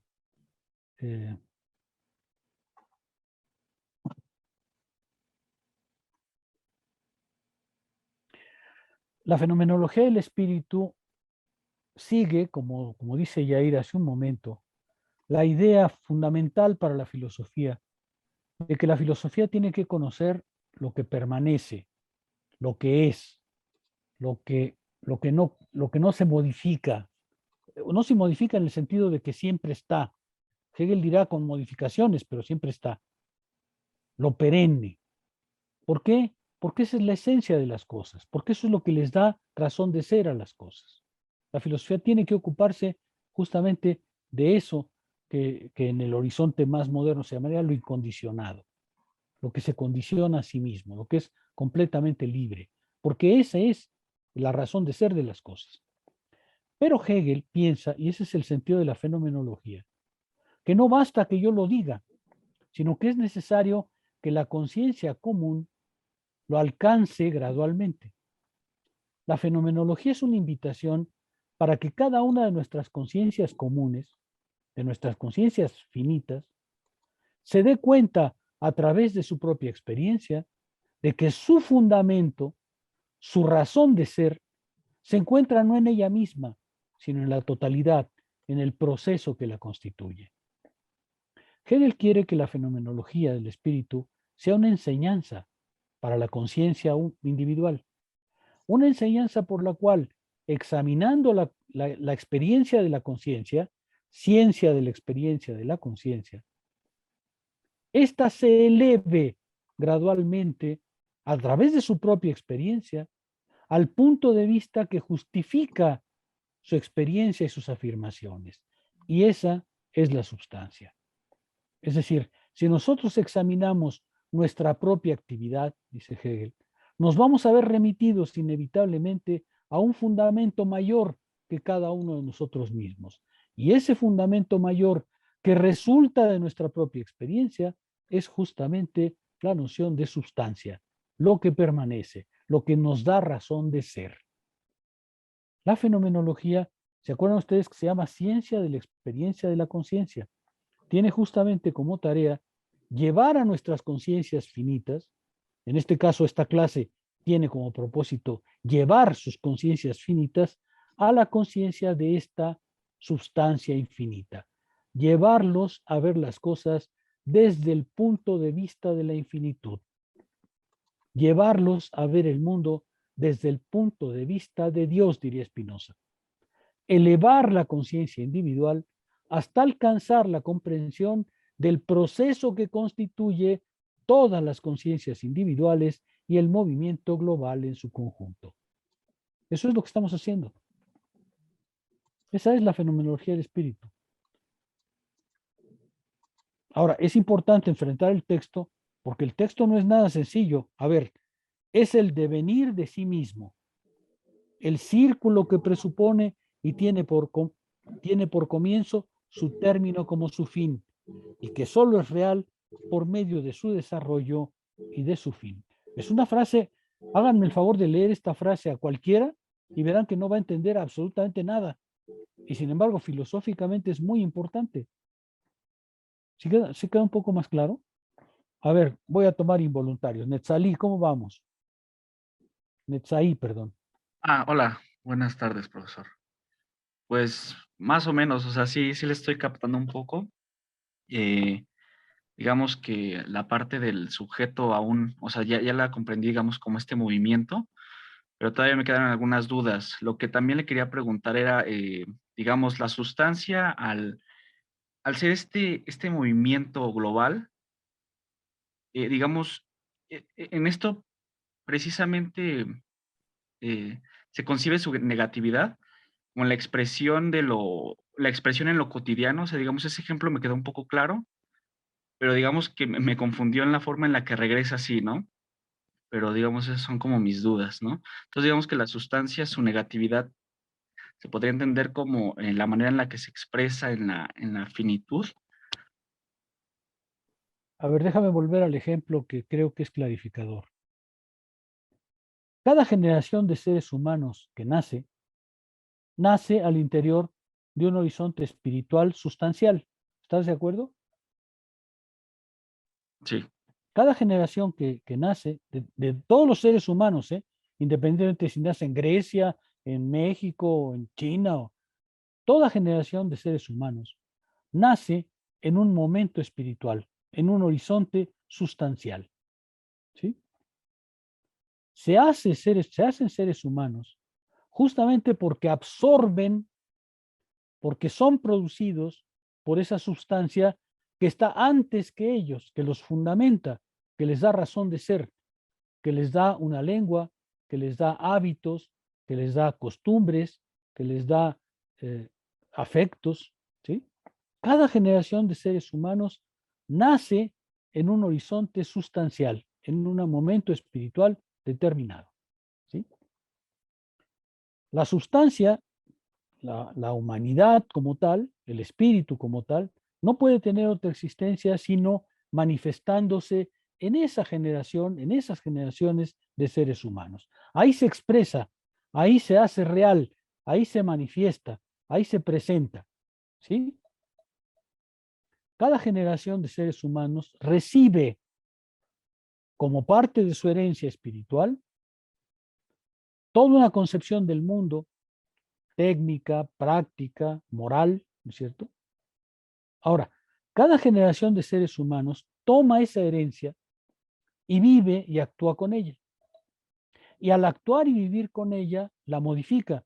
Por ejemplo, una generación recibe de su momento sustancial un cierto estado tecnológico, un cierto estado de medios de producción, pero los modifica, los desarrolla, los altera. Esa alteración hace que la sustancia que los produjo sea ahora transformada, no que desaparezca, sino que sufre una transformación al interior de sí. Esa generación transforma la cultura que recibe, la modifica, le da un sentido nuevo y a su vez la hereda a la siguiente generación. La siguiente generación repite el ciclo. Nace, recibe una herencia espiritual. Herencia que quiere decir, como te digo, desde medios para trabajar, para vivir, una lengua, una cultura, una serie de afectos. Esa nueva generación recibe otra vez esa herencia, forma parte de la sustancia y a su vez va a volver a transformarla. Es decir, va a cambiar otra vez su horizonte de producción, sus afectos, sus amores, sus relaciones, sin cesar. Ese es el movimiento que Hegel está describiendo. Ahora, hay que colocarse efectivamente como filósofos en un momento muy alto, en un momento muy abstracto. ¿Sí? Pero esa es la tarea de nosotros filósofos, pensar en el horizonte del pensamiento abstracto, en el sentido fuerte del término. Jessica, ¿cómo vamos?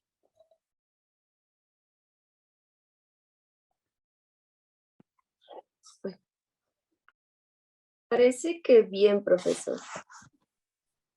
Aunque creo que todavía no comprendo como del todo porque me hice como un poquito no sé, me confundí un poco con el espíritu y... A ver, déjenme volver a ese punto. La sustancia es un concepto filosófico, ¿sí? La sustancia es una necesidad lógica porque la filosofía, para creer que comprende algo, tiene que comprender lo que no cambia, lo permanente. Solo los empiristas creen que comprendemos lo que se modifica todo el tiempo.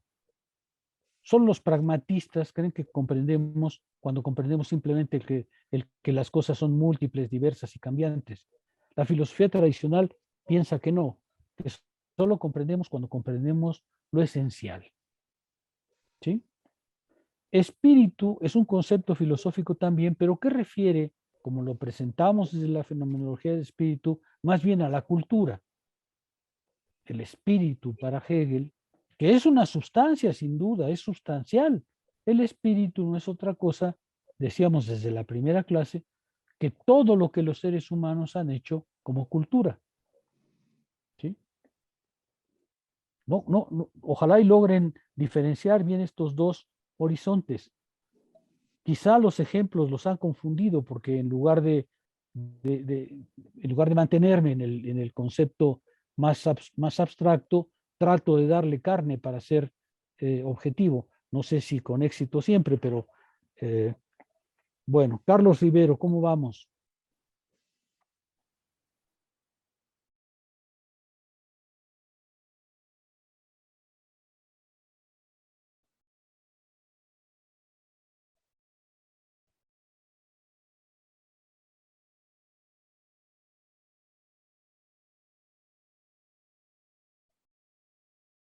Tiene problemas con el micrófono.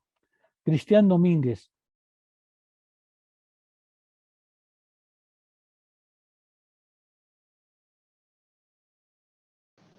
Me parece que voy poco a poco, pero no voy tan perdido, me parece.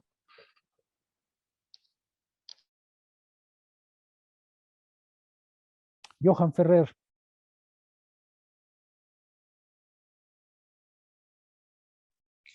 Pues con los ejemplos que se van dando parece aclararse un poco más los párrafos, pero sí, justo como dice, cuando uno regresa a leer las oraciones, pues sí, es como si me estuviera diciendo otra cosa Hegel, ¿no? Pero yo creo que es cosa ahí de seguir insistiendo en la lectura y seguirse guiando.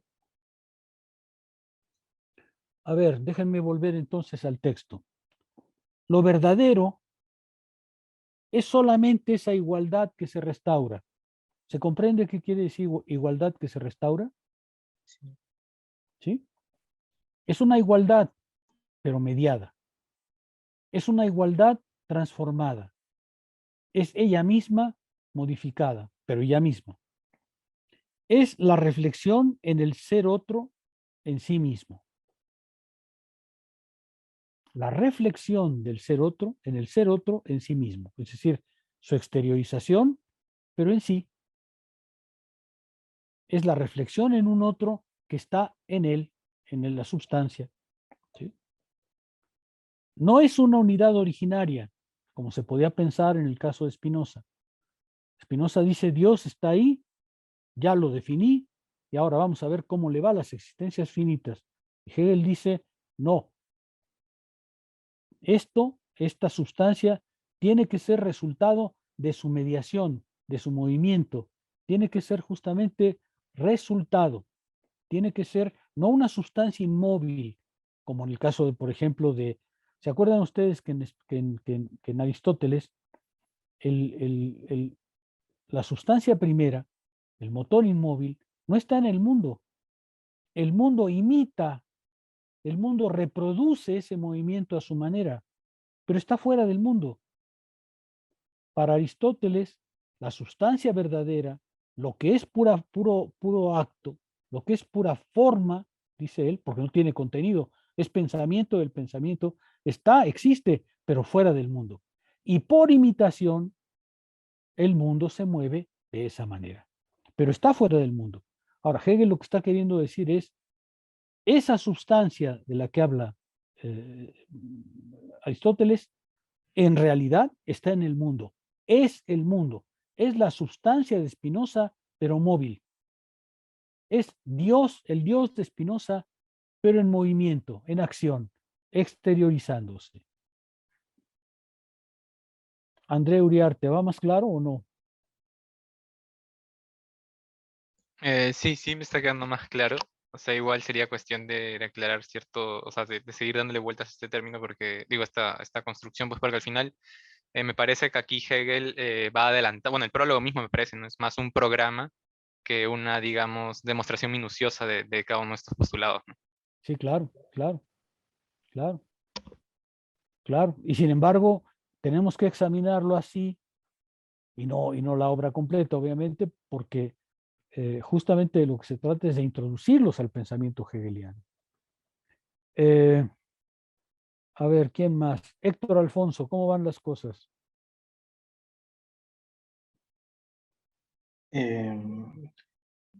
Por ahora creo que estoy comprendiendo, pero diría que en menor nivel que mis compañeros, pero sí diría que lento, pero sí ya noto un avance. Es el devenir de sí mismo, el devenir de sí mismo. Esta sustancia sujeto es el devenir de sí mismo, el círculo que presupone y tiene por comienzo su término como su fin. Es decir, es un círculo. Déjenme volver otra vez al ejemplo de las generaciones de seres humanos. Es un círculo. Cada vez que la humanidad produce una nueva generación de seres humanos, esa producción es exteriorización de sí, pero también transformación de sí. Los seres humanos que reciben una herencia cultural, técnica, moral de sus antepasados, viven bajo la substancia, pero la modifican. No se conforman con ser herederos de esa sustancia, sino que la transforman. Transformándola, no van a ninguna otra parte. Es la misma sustancia, pero transformada. Es un círculo, porque cada vez que sale de sí, regresa a sí. Toda la experiencia acumulada por cada generación de seres humanos se va asimilando a la totalidad. Y por eso podemos hablar de historia de la humanidad y de historia en general. ¿Sí? Es un círculo, porque cada vez que los seres humanos que son creados por ese movimiento lo transforman, ese movimiento vuelve así, pero transformado. Por eso la humanidad tiene una historia. Por eso la humanidad es espíritu. Ahora sí, ese espíritu, justamente porque el espíritu lo que hace es ver que esa sustancia original, esa unidad global, se transforma en su propia acción. Se modifica en su propia acción, pero vuelve así. Y esa vuelta permanente así no es una desaparición de los momentos anteriores, sino una subsunción. Somos los que somos porque toda la historia de la humanidad ha tenido que transcurrir y hacer su experiencia para constituirnos tal como somos hoy. No vamos a dejar al mundo intacto, lo vamos a modificar, para bien o para mal, pero lo vamos a modificar. Y sin embargo, la historia de la humanidad continuará después de nuestra acción. Continuará modificada. Hará el círculo de exteriorizarse y volver así, de recobrar ese aprendizaje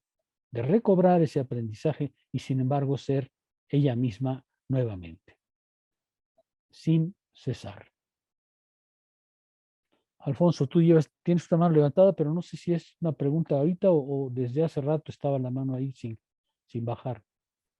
No, sí es ahora, doctor, y justamente en ese sentido iba un poco mi duda del martes del café filosófico, en el sentido de que cómo quitarnos estas, pues sí, por decirlo así, estas imágenes preconcebidas de lo que es, por ejemplo, el término belleza, ¿no? Porque describir qué es la belleza, creo que justamente por eso es difícil, porque como ya traemos toda esta, digámoslo así, herencia evolutiva de imágenes de lo que ya tenemos preconcebido, entonces no podemos describir la sustancia en sí, por ponerlo de alguna manera, porque entonces nos tendríamos que quitar todo eso que ya traemos para decir lo que es.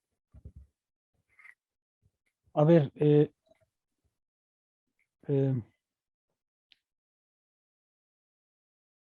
déjeme tomar este punto de Alfonso. Alfonso no es filósofo, por eso es que a veces sus intervenciones van en una dirección totalmente distinta. Déjeme tomar ese punto, sin embargo.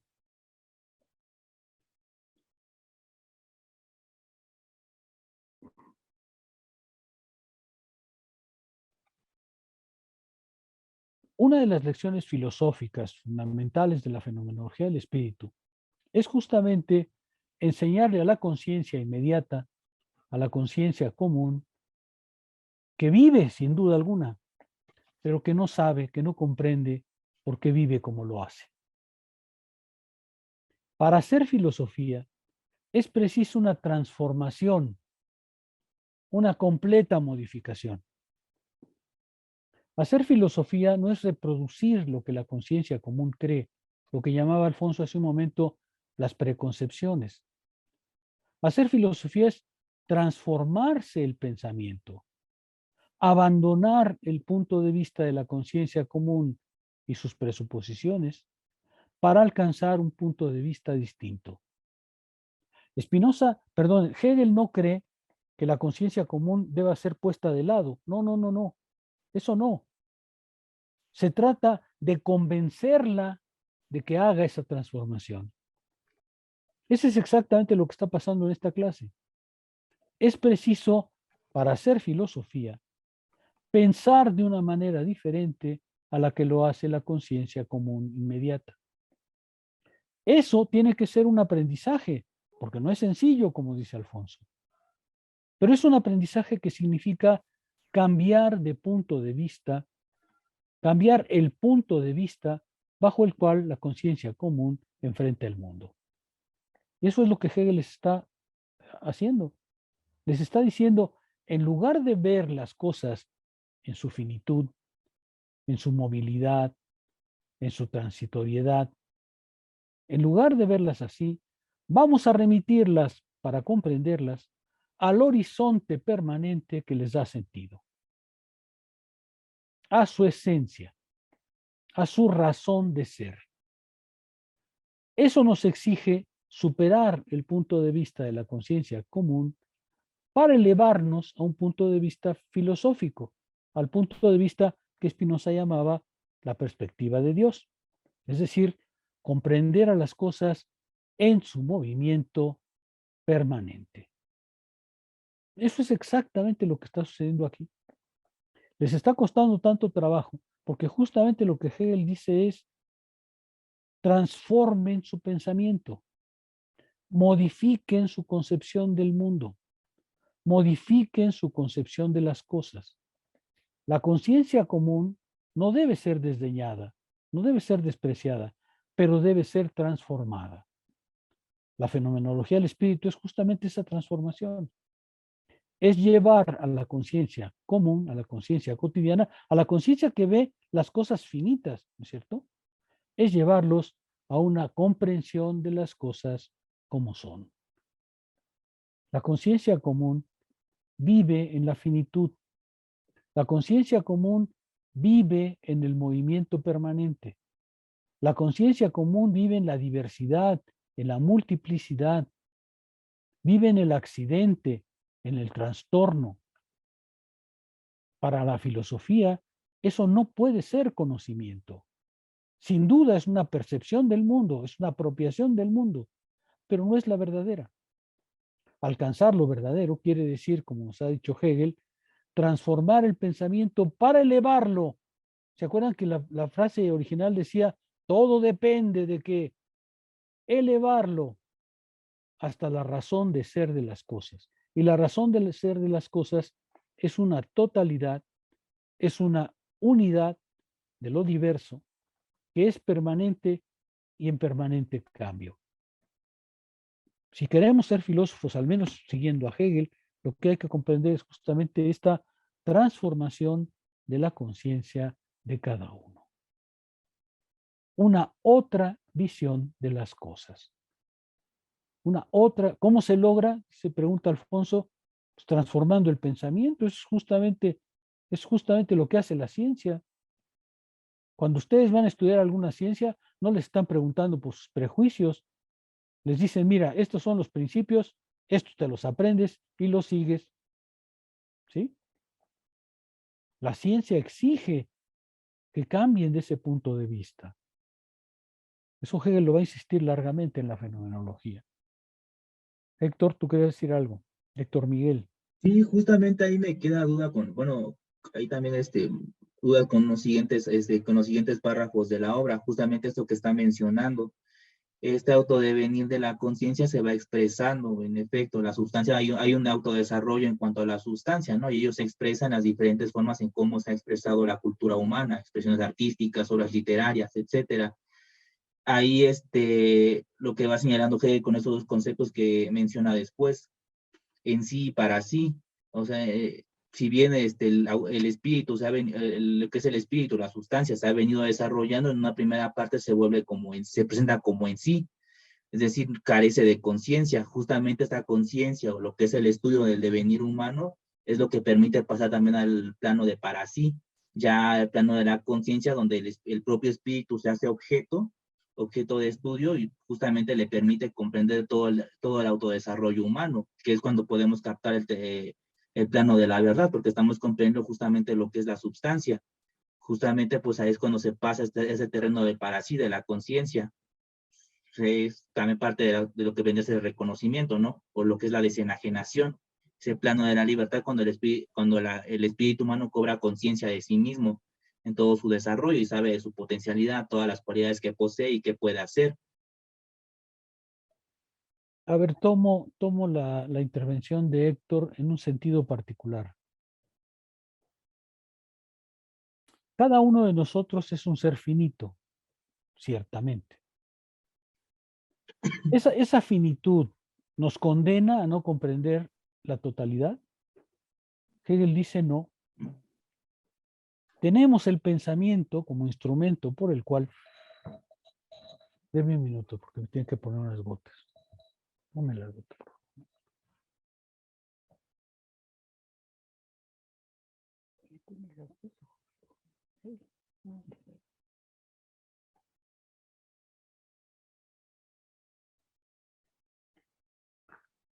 Disculpen, es que la computadora reseca el ojo operado. Cada uno de nosotros es una conciencia finita, ciertamente. Y por ejemplo, Kant deriva de ello que puesto que somos seres finitos, el infinito nos es negado. Lo incondicionado no puede ser alcanzado porque nuestro entendimiento es un entendimiento de seres finitos.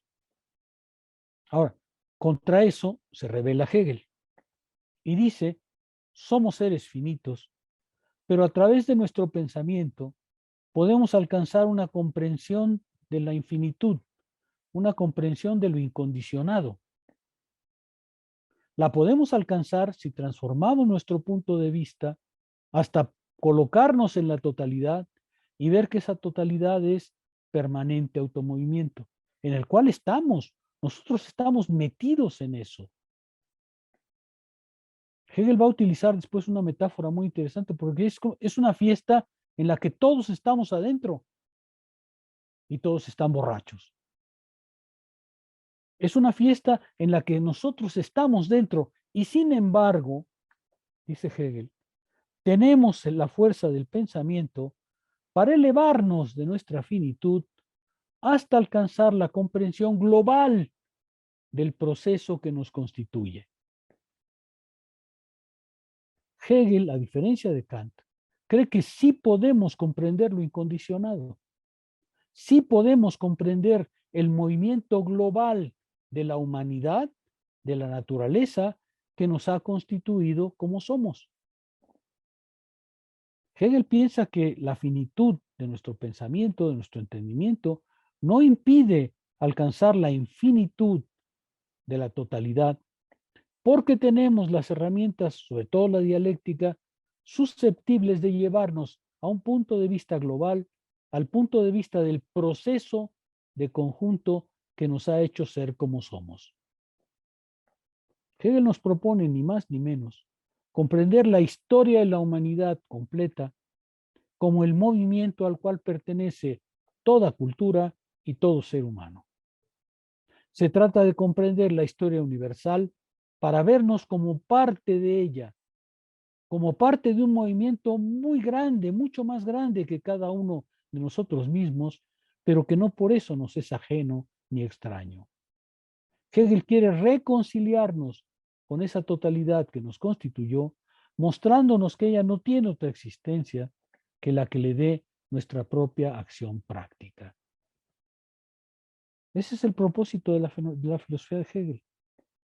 ¿Hay que pasar por conceptos complejos?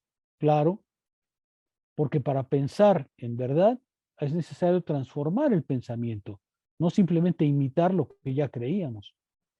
La filosofía no se alcanza a un precio tan bajo.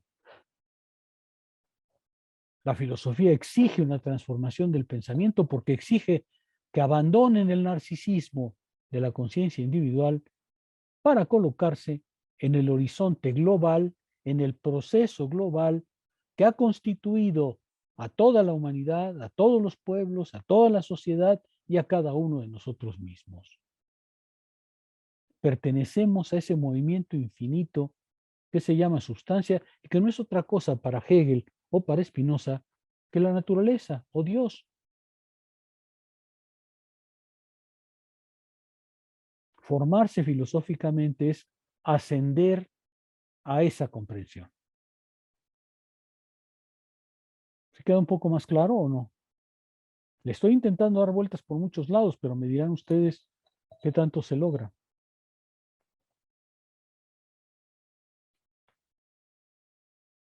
Se trata de elevarse de la particularidad hasta alcanzar lo verdaderamente universal, no para renunciar a nosotros mismos, sino para comprendernos a nosotros mismos.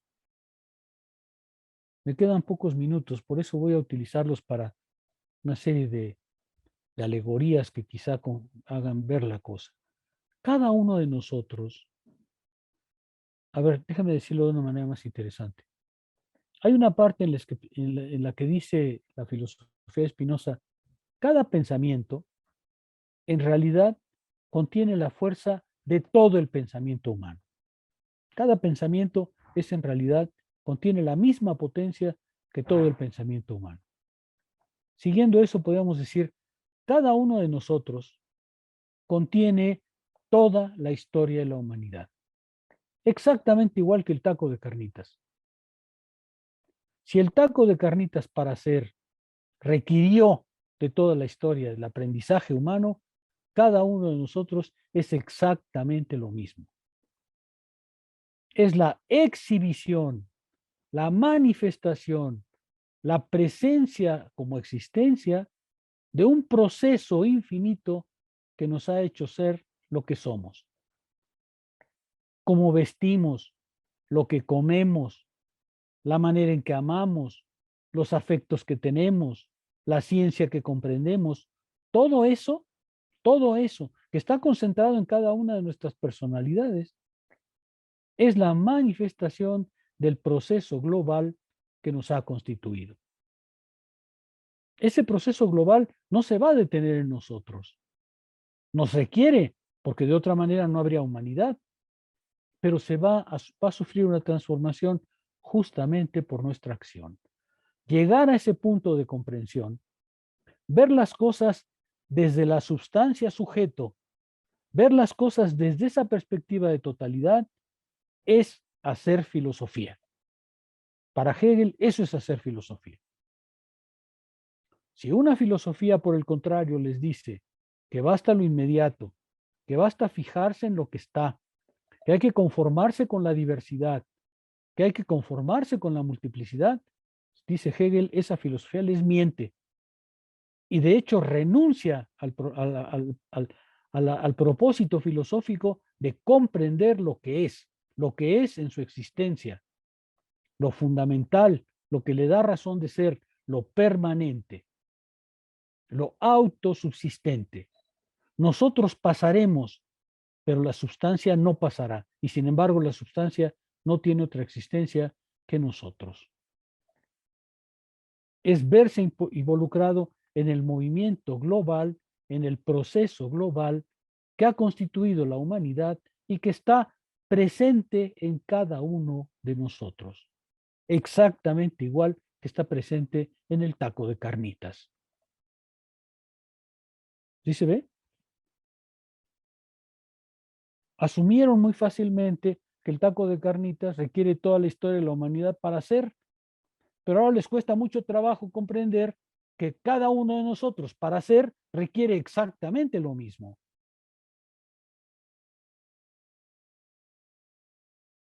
¿Estoy logrando ser un poco más claro?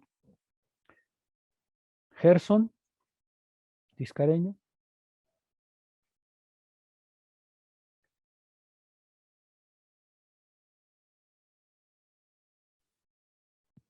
Sí, profesor. De hecho,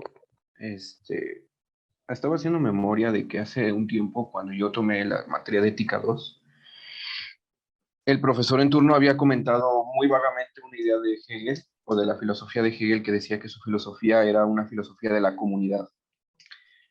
En ese tiempo, pues no lo entendí porque no había leído tan meticulosamente a Hegel como lo estoy haciendo ahorita. Pero ahora que está dando la definición de lo que es sustancia y cómo debemos de comprenderla, ahora veo que a lo que se refería era justamente eso, de que el devenir de la humanidad o de los seres humanos es una herencia del espíritu que está en constante proceso y que no podemos escapar de ello, porque justamente como dijo usted, somos también transformadores del mismo. Entonces, lo relaciono y lo vinculo mucho con eso y ahora me está quedando más claro. Claro, todavía hay un poco de obstáculos para poder entenderlo al 100%, pero creo que es mejor que antes la comprensión. En efecto, esta clase tiene que ser una transformación del pensamiento. Tiene que ser efectivamente una transformación, pero toda ciencia que se llame física, matemáticas, biología, toda ciencia es una transformación del pensamiento. Es un abandono de lo que creíamos para comprender lo que debemos comprender. Así que la filosofía les exija una transformación del pensamiento es completamente natural. Creo que ya perdí varios asistentes porque ya no es una página, ya no son dos, pero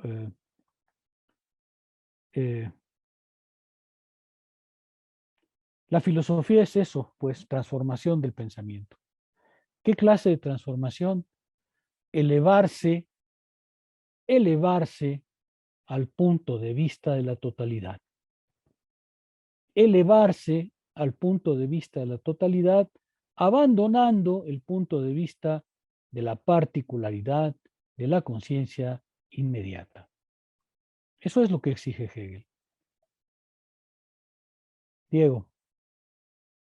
Tal vez nos cueste mucho esto porque A mi parecer, creo que ningún filósofo nos había dicho eso. Por ejemplo, Descartes parte de un yo, ¿no? Pero también que es ciertamente particular.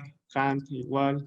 El empirismo nada más se enfoca en el objeto. Entonces, sí me parece que nos cuesta porque es la primera vez que alguien nos dice que somos ahora sí que el conjunto de toda la historia, ¿no? Y ese da un espíritu que da un movimiento. Y creo que nadie nos había dicho eso, a mi parecer. ¿Ya?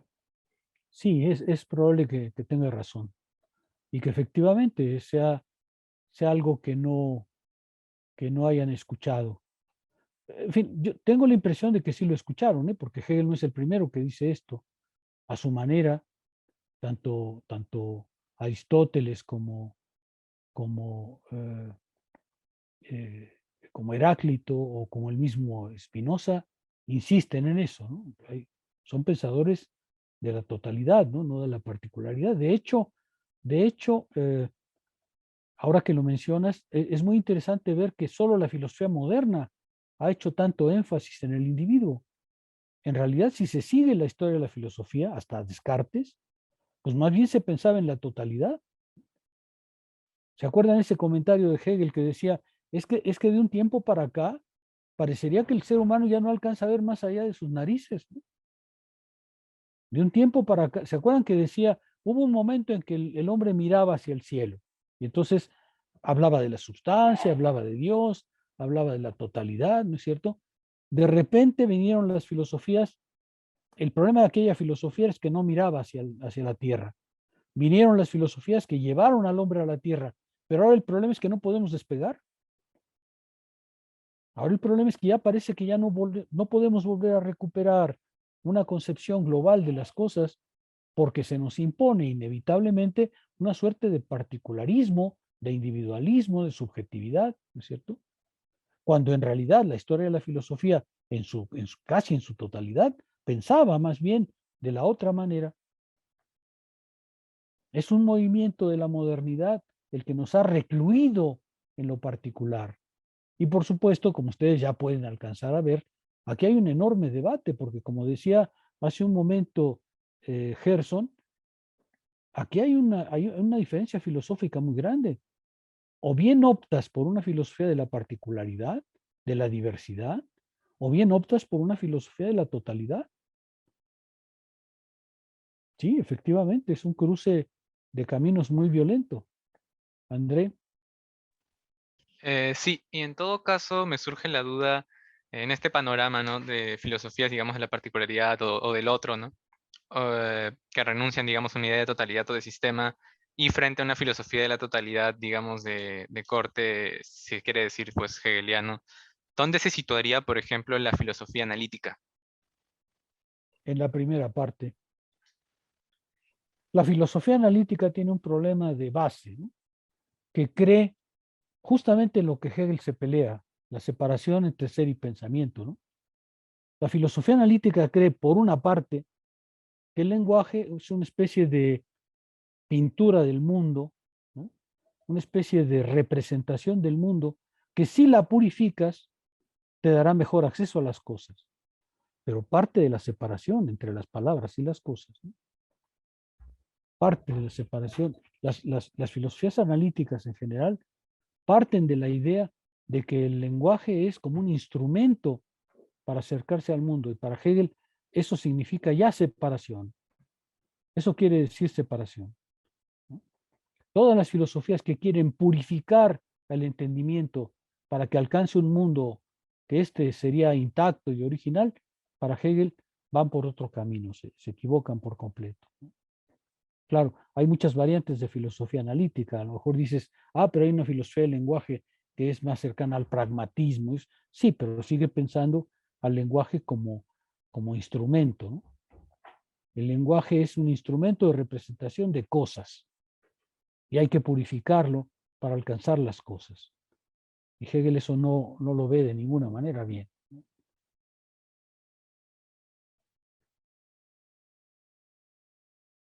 ¿Algún comentario adicional?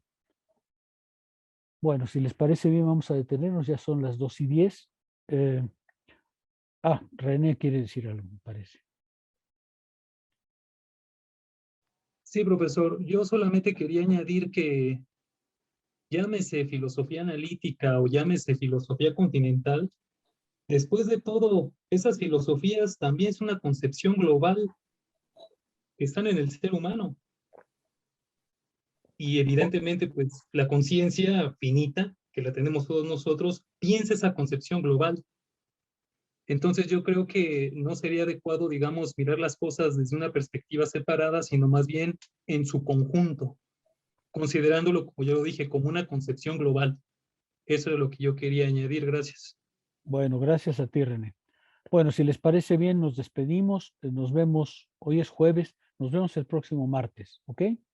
Les enviaremos nuevamente una invitación al café filosófico de la próxima semana. Asistirán los que deseen acompañarnos, ¿ok? Bueno, pues entonces nos vemos el jueves, del martes próximo, si les parece bien.